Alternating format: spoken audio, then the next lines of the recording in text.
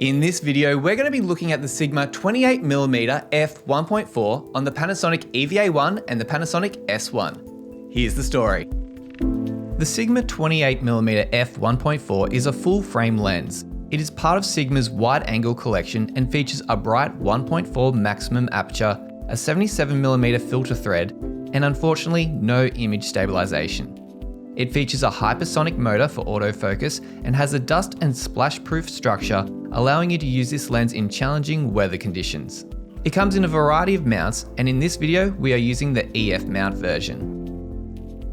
And here's what the lens looks like on the Panasonic EVA1. Currently, we're recording in 4K. We've got a 60 shutter, and we're shooting at ISO 800 with a custom white balance. Right now I'm shooting at an f1.4, so it is wide open. This is the maximum aperture you can set this lens to, and it does knock the background out quite a bit, and probably a little bit too much for my taste in this particular environment. But I thought I'd just show you what it looks like when it's open to the max.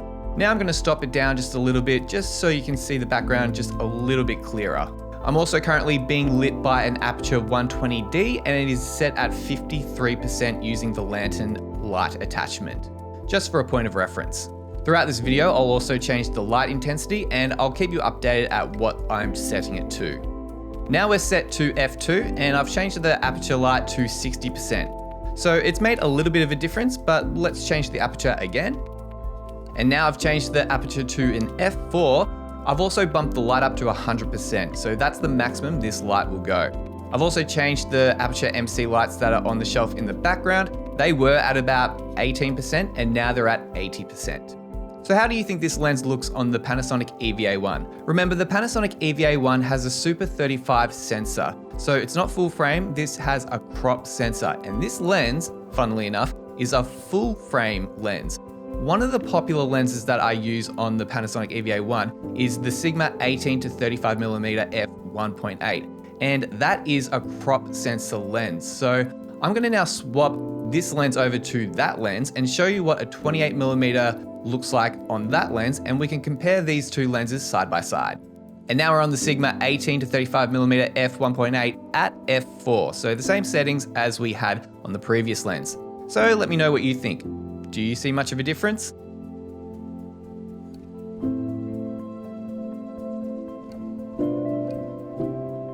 One of the benefits of shooting with the 18 to 35mm f1.8 is it's got that variable focal length. You can zoom in and zoom out if you need. With the 28mm, you're stuck at that 28mm focal length. So for versatility, the 18 to 35 can be a lot more friendly. One of the main reasons that people use prime lenses is they're supposed to look better than zoom lenses. But through these examples, do you see much of a difference?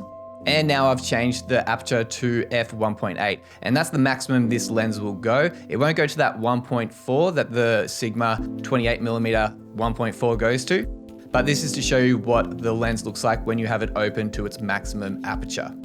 And here's some B-roll now of the Sigma 28mm f1.4 on the Panasonic EVA1.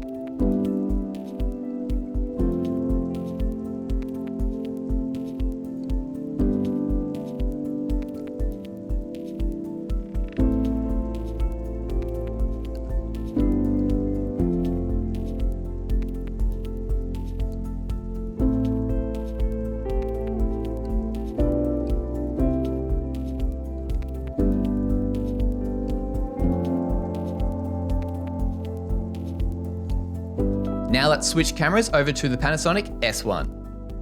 And now we've swapped over to the Panasonic S1, and as you can see, we can see a lot more in the frame now. Now the camera is sitting pretty much the same spot as the EVA1 was, but because it's a full frame sensor, you can see a lot more of the full frame lens.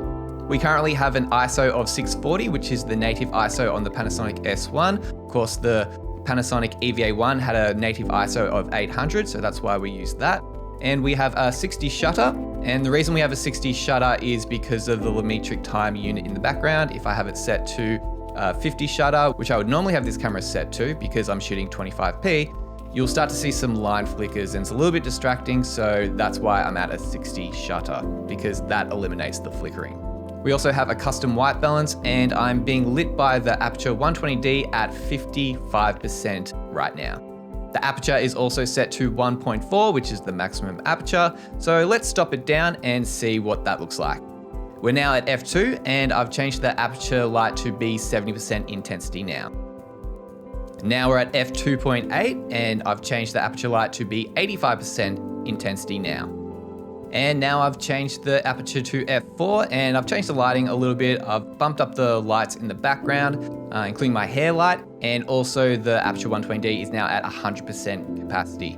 So I'm pretty much maxed out with my lights here, and I still feel a little bit underexposed, and I don't really want to change the ISO setting on this camera because once you start playing around with the ISO in Vlog, you start to see a little bit more noise. But just for the sake of this test, I'll bump up the ISO to show you a little bit of the differences between shooting at the native 640 and then 800 ISO. And now we're shooting at 800 ISO, so it's made a little bit of a difference, but let's bump it up again. And now I've bumped the ISO up to 1250, and I'm a little bit more happier with this exposure. One thing that I like about using the Panasonic S1 over the EVA1 right now is I can control this through the Wi-Fi app. So the Panasonic S1 has the Lumix Sync app, so I can change all the settings just by the app. I don't have to get up, go to the camera, change them, and then sit back down. So it's a lot more convenient. So that's one of the things that I like about shooting with this lens on the Panasonic S1 because of the app. So that's one benefit of shooting with the Panasonic S1 over the EVA1 right now in this environment. One thing I don't like about the app though is when you're not shooting with L-mount lenses, you can't change the focusing point, or I haven't found that you can change the focusing point through the app for some reason. When I'm using native L-mount lenses on the S1, I can change the focusing point. But when I'm using a lens like the one I'm currently using now on the MC21, I can't actually change the focusing point.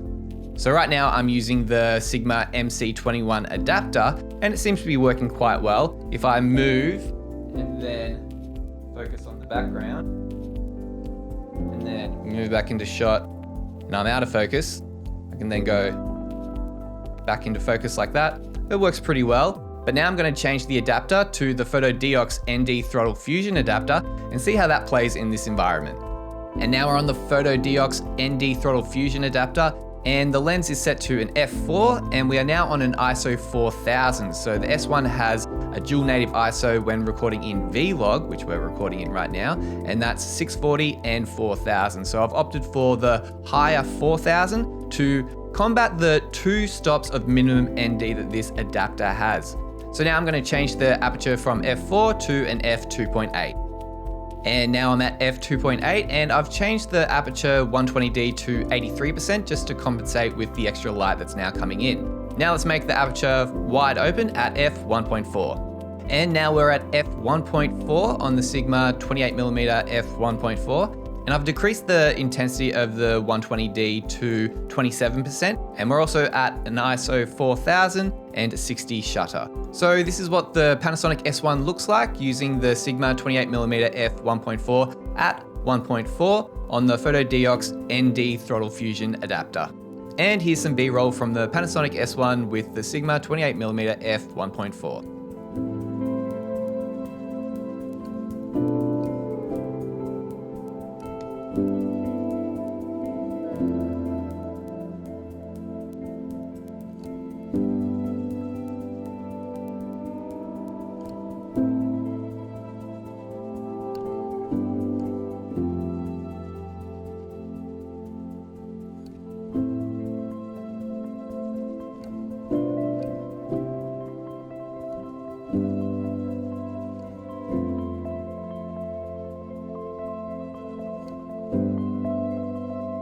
And for those wondering, this is what the Sigma 18 to 35mm f1.8 looks like on the Panasonic S1 using the Sigma MC21 adapter. Currently we're at an f2.8, and now let's bump it up to its maximum aperture of f1.8.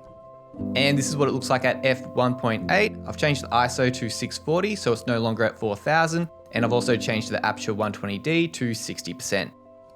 So hopefully that gives you a rough idea of what those two lenses look like and helps you decide whether you want to go that prime lens path or if you're happy with the 18 to 35mm focal range because it's more versatile. Just keep in mind that it is a crop sensor lens.